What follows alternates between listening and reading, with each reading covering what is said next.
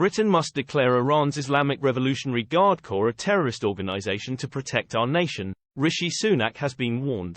Just hours after bombing Houthi militants in Yemen, ministers were urged to prescribe the IRGC to counter their malign influence on our doorstep and around the world. The IRGC has been accused of attempting assassinations on British soil, funding, arming and training terrorist groups Hamas and Hezbollah and supporting the Houthis Red Sea piracy campaign.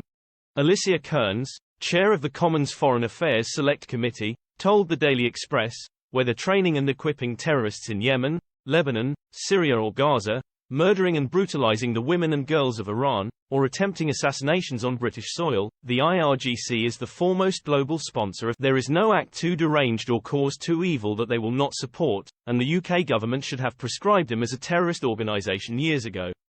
Doing so now will allow us to counter their malign influence more effectively, both on our own streets and around the. Former Defence Secretary Sir Liam Fox said, "It is time Britain followed the US and prescribed the IRGC, who are the main instrument of repression inside Iran, supplied Russia with drones to oppress the Ukrainians and complicit in Iran's attempts to destabilize its neighbors." Security chiefs are on heightened alert that the US-led military strikes in Yemen could increase the threat of Britain facing a retaliation from Iranian-backed militias or terrorists. This ranges from so-called lone wolf extremists being radicalized by Islamist propaganda online to conventional attacks launched by armed militias in the Middle East. MI5 Director General Ken McCallum has previously warned how events abroad can inspire extremists to commit atrocities in their home country. He said in October, "Events in the Middle East sharpen the possibility that Iran might decide to move into new directions. I wouldn't rule out the possibility that could include the UK, but we are already operating at a high level of Iran-generated threat." Many also fear Western warships in the Red Sea could be targeted again with cruise missiles and drones.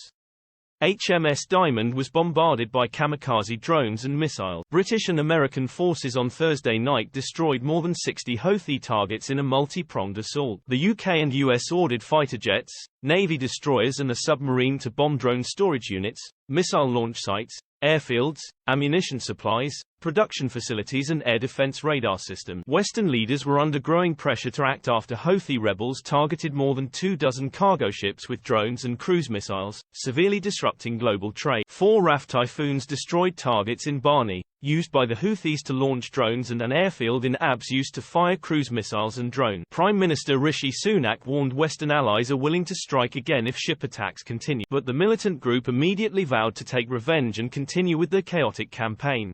The Houthis' Supreme Political Council said, "The Americans and the British should not believe that they will escape the punishment of our heroic armed forces."